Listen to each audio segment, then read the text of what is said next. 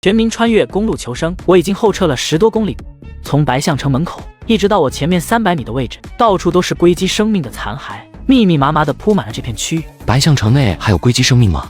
市政厅内还有3个热反应源，初步估测还有3个硅基生命没有出现。另外，之前的电子压制已经消失了，不能掉以轻心，先把这些硅基生命的残骸清理了，补充一下再说。刚才这一番大战消耗了我大量的储备，别的不说，光是电磁炮发射出去的合金弹丸就消耗了大量的金属锭。我除了留下少量的自走机械监视附近区域外，将剩下的自走机械全都派出去，拆解硅基生命的残骸，补充损失。这几个残存的硅基生命在干嘛？是怂了，还是等着在市政厅里偷袭我？亦或者等我放松警惕之后，对我突然袭击？我一步一步地向前推进着，铺满地面的硅基生命的残骸被一个个拆解，还原成金属锭储存了起来。白象城内一片死寂，就像是不存在任何生命一般，但3D 地图上却清清楚楚地显示着市政厅内有3个红外热源点。这些家伙到底要干什么？算了，推进去就知道了。等到将战线推进到白象城门前的时候，已经深夜了。在此期间，停留在市政厅内的3个硅基生命一动未动，仿佛是死物一般，还真沉得住气。那我就看看你们到底是谁吧。为了做好防备，我派出了200自走机械，占领了周围的制高点和要道，控制住附近的局势后，这才开车直接撞开了木质大门，冲进了大厅之中。在大厅的正中央，一块陨石散发着微弱的光芒，3个硅基生命围绕在陨石附近，一言不发。左右两侧的硅基生命似乎是主战坦克化身而成，光是坐在那里就给人一股肃杀的感觉。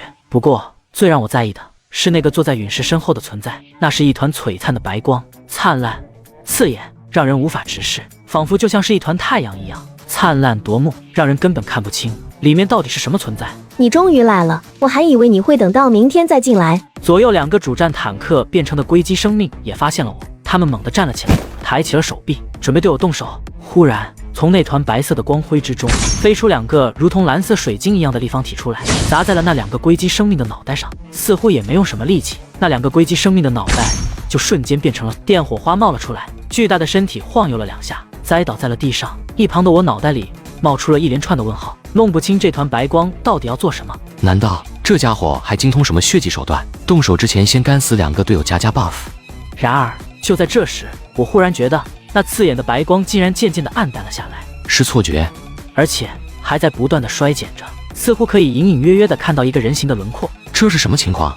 渐渐的，刺眼的白光彻底消散，露出了里面的所在。在白光所在的位置，是一个由27块1尺见方的晶体方块拼成的魔方，就和之前砸死2个硅基生命的方块差不多。我眼看着屏幕上的各种能量指数直线飙升，如果全部爆发出来的话，威力恐怕不下于核武器。这是什么玩意？怎么这么恐怖？我发现，在蓝色魔方的上面还坐着一个少女，少女穿着一身深色 JK 制服。你是谁？自我介绍一下，爱丽丝，巴别塔第2组行动专员，向你问好。少女向着我点头致意，同时右手微微抚胸，在她指尖的位置恰好指着一枚徽章，徽章上是一座螺旋高塔，直插天际。爱丽丝，巴别塔，那么你出现在这里是什么意思呢？原本我来到这里自然是要处理组织上交代下来的任务，不过既然遇到了一个不错的苗子，自然要关照一下。我打算邀请你加入巴别塔。你们就是这么邀请别人的？我指了指外面，那里现在还残留着大战的痕迹，城市上到处都是弹孔。那只是一个测验而已，如果无法通过，那也没什么好说的。测验？区区一个测验就能调动1成的硅基生命，如果不是吹牛，那这个手笔也真是不小了。这个家伙难道真的这么厉害？为什么要加入你们？我能获得什么好处？为什么？在问这个问题之前，我倒是有一个问题想要问你，那就是你觉得这一切都是真实的吗？是真实的吗？每天的3顿饭，甚至和莉莉娜的那次负距离接触，几乎都和原本世界一般无二。我不知道爱丽丝这话是什么意思？难道这个世界还能是假的不成？其实这个世界也不能算是彻底的虚幻，毕竟在这个世界，如果你死了，是可以真正死亡的。真正的死亡？死亡也分真假？难道说在这个世界死亡，人是可以重新复活的？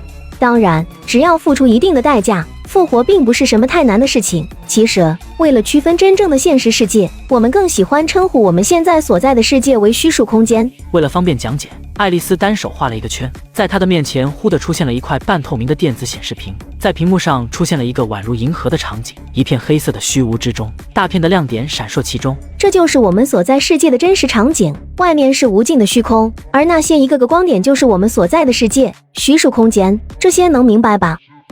和正常世界不同，这些虚数世界实际上一切都是虚无的，这一切都不过是一串代码而已，只要改动一下数字，无论是富可敌国的富商巨贾，还是毁天灭地的神魔妖兽，不过是一念之间，哪怕人已经死了，只要修改一下代码就可以直接将其复活。当然，前提是你能掌控这些代码。你的意思是，我们就像是生活在电脑硬盘里的一些数据，只要掌控了代码，就能无所不能？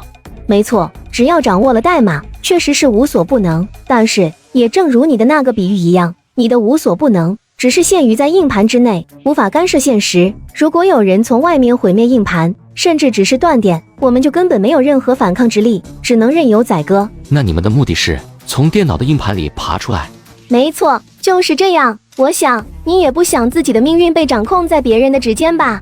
我知道你是一个有野心的人，不会甘于这种命运，不如加入我们，一起反抗这该死的命运。老实说，你说的确实很诱人，但是这都是你的片面之词，我无法验证。我就知道你会不信。这样吧，你可以随意攻击我的量子魔方。我知道你有一个激光发射器，那应该是8级武器，评价上已经很高了。你看看能不能伤到了我的量子魔方分毫？连这都知道？这最多能证明你的量子魔方的品级比激光高，并不能证明你的话语。不错，终于碰到了一个聪明点的家伙，这一次终于可以在一队那边挽回点面子了。看来不拿出一点真格的，是无法让你相信了。我拭目以待。